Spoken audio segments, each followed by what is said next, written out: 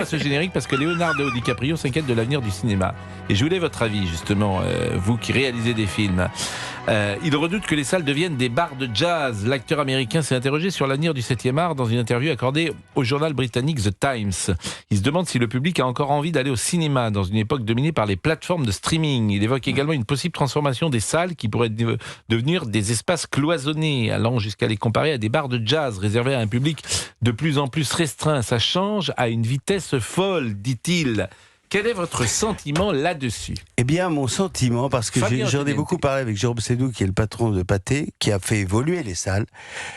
Aujourd'hui, on peut plus se permettre d'aller voir des films dans des petites salles qui ressemblent étrangement à ce qu'on a chez soi, des écrans avec le home cinéma, etc. Mais par contre, il y a quand même des salles énormes aujourd'hui où on peut vivre le film, comme j'ai vu Avatar, en 3D, c'est un véritable spectacle. Non mais Avatar, d'accord. Mais les salles, le confort des salles. Oui, mais ça je suis d'accord, mais Avatar, que le public vienne pour Avatar. La difficulté, c'est comment ? Qu'est-ce que tu offres à des spectateurs pour qu'ils aient envie d'investir? C'est cher le cinéma. Oui, à Paris, cher. c'est 16-17 euros les salles de bar. C'est horrible. Mais vous avez vu, Pascal, vous savez, Orson Welles disait un film, c'est une place de cinéma, c'est une nounou, c'est aussi un bon restaurant. Non, mais c'est ma question. C'est l'ensemble de choses. Ma question, c'est qu'il faut forcément des films ambitieux. Mais parce il que faut je du connais la réponse. spectacle. Il faut du spectacle, il faut une histoire. Et de temps en temps, il faut aussi il faut une belle histoire, comme le petit truc en plus, où vous avez que tout d'un coup, c'est une trouvaille et vous êtes content d'aller. Parce que ce qui manque, vous savez, aujourd'hui dans notre société, c'est le vivre ensemble. Mais le rire ensemble, c'est pas mal. Et moi, je suis aussi pour... On s'est plaint toute l'année des entrées des films français et même américains au box-office en France. En l'espace de 3 semaines, les 3 dernières semaines de décembre, vous avez Zootopie 2, 7 millions d'entrées. Vous avez Avatar, qui doit être à 8 millions d'entrées, Avatar 3.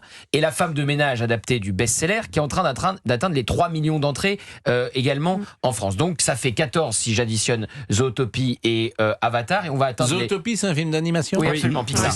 Et donc, en gros, 20 millions d'entrées en 3 semaines en décembre. Donc, alors qu'on n'a pas vu les spectateurs pendant les 11 mois précédents. Donc c'est bien la preuve qu'il y a une envie d'aller au cinéma, mais une envie de spectacle. C'est comme l'année dernière, quel est le film français qui cartonne ? C'est Le Comte de Monte Cristo, puisque Fabien a déjà cité un petit truc en plus, et c'est L'Amour ouf de Gilles Lelouch. Il y a une grosse différence entre les deux. Ah bah L'Amour ouf, ça fait quand même 5 millions de... Oui, l'autre 11. Oui, mais enfin 5 millions de spectateurs, c'est gigantesque.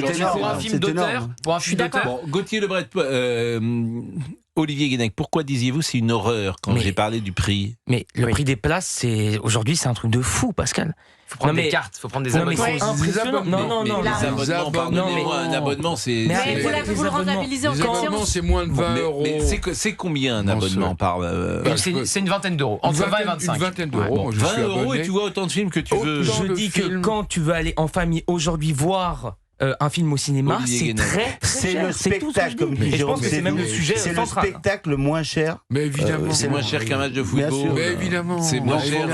Faut arrêter. Et c'est le spectacle. C'est moins cher que le théâtre. Le moins cher. Ah oui, pour aller dans le sens de demander à n'importe quelle famille nombreuse, aujourd'hui c'est un sujet, le cinéma. Toutes les familles ne sont pas nombreuses. Évidemment, ne prenons pas toutes les familles. Mais même 2 enfants, ça devient un sujet, Pascal.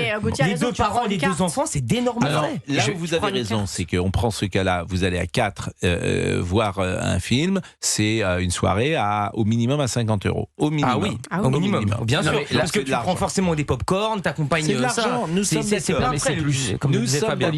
Olivier a raison. Moi, je dis, j'ai une carte, ma femme a une carte aussi. Donc, tu réduis les coûts parce que tu peux aller voir tous les films que tu veux avec 20 € chacun. Donc, il y a des comités d'entreprise également. Bien sûr. Mais là où je vais dans le sens de Europe 1, pour les salariés, les places UGC ou Pathé sont à 5 €. Voilà. Mais là où je vais dans le sens de autant de places qu'on veut. On limite à une dizaine. Une dizaine tous les 3 mois.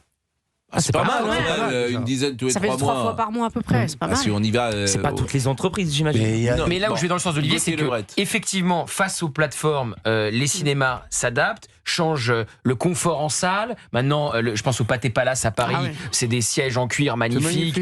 Tu peux t'allonger, tu peux prendre du vin, etc. Mais on peut résultat, prendre du vin. Oui, du vin, bien sûr, et du champagne. Voiturier. Mais alors ça, c'est vraiment. Je vais pas au cinéma pour boire du vin. Non, mais c'est l'exemple. C'est l'exemple pour. C'est pour vous montrer un exemple du cinéma qui s'adapte. Mais là où je vais dans le sens d'Olivier, c'est que face à ces adaptations, l'IMAX, la 3D, les films 4DX où le fauteuil se met même à trembler, eh bien ça a un prix, ça a considérablement augmenté. 17 €, c'est. Voilà, moi je vais au cinéma depuis toujours, ça a été vraiment ma passion numéro 1 quand j'étais adolescent, et j'ai vu effectivement le prix du billet flamber. Mais pourquoi, ça c'est un fait. Pourquoi ça a augmenté comme ça? Parce que tout a augmenté. Mais parce que tout a augmenté déjà. Et le cinéma 4DX, bon, moi j'ai été. Ça n'a pas d'intérêt, moi je trouve. J'ai été le voir parce que mes petits enfants. Mais même pour une séance normale, pourquoi ça a augmenté? J'ai fini sur les rotules. Mais parce que aujourd'hui, il y a des frais partout. Je veux dire, c'est le spectacle. Non, mais parce qu'il y a eu des investissements massifs. Voilà. Quand je parle de les salles, par exemple, de Montparnasse qui ont été refaites, les salles avec effectivement, voilà, les salles avec les sièges dont vous parlez. Là, la place est à 17 €. C'est cher. 17 €. Très cher. Bon, alors évidemment, c'est un budget 17 €. Je pense que les uns et les autres qui sont en train de nous écouter, notamment en région ou en province, toutes les places ne sont pas à 17 €. Absolument. On est à 10 € peut-être ou 9 €, mais ça reste quand même. Il y a quelque chose que je trouve qui un film contre, je parle pour ma paroisse. Vous allez voir un film contre la comédie, c'est les places qui sont allongées. Je m'évertue de voir un film par jour depuis 50 ans. Par jour. Mais pas forcément au cinéma. Mais pas forcément au cinéma. J'ai revu Pretty Woman.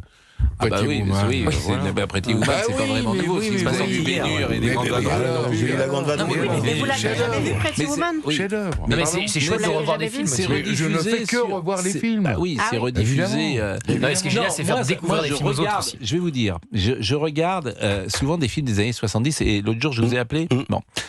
Docteur Françoise Gaillan. Oui. C'est sur la plateforme de MyCanal. C'est un film de 1976 de Jean-Louis Bertolucci. Je me suis fait la réflexion. C'est pas un film qui est passé dans l'histoire du cinéma. C'est sans doute pas le plus grand film, loin de là.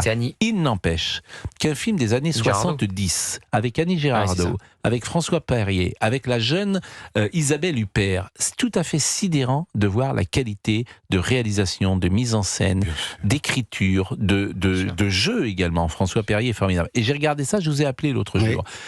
Évidemment que il y a dans la mise en scène, tu vois tout par les regards, comme c'est fait, etc. C'est absolument pas surligné. Et il y a une qualité, il y a un âge d'or du cinéma français dans les années 60, 70, 80, 90, avec une écriture, des scénarios, des dialogues, etc. Et j'invite, il est sur la plateforme MyCanal, il est en libre accès. Docteur Françoise Gaillan. Et Annie Girardot est sublime. C'est-à-dire que dès qu'elle ouvre la bouche, elle donne de la couleur, de l'énergie, de la vie à son personnage. Et j'ai regardé ça dimanche soir. Il y a une qualité d'écriture aussi. Vous parlez de coup de tête tout à l'heure en plaisantant, mais coup de tête, c'est une ville, c'est merveilleusement croqué. C'est le portrait de personnes de province. Et en l'occurrence, Trinquant, c'est un peu Auxerre. Il reste 10 secondes. Il reste 10 secondes avec Olivier Guénec. Moi, je vis en Savoie qui n'a pas beaucoup de moyens et qui à chaque fois attend que les films sortent sur les plateformes pour le voir. Elle ne va jamais en salle et elle attend toujours que ça sorte sur Netflix, Prime, etc. Ou MyCanal, qui est quand même un catalogue MyCanal extraordinaire.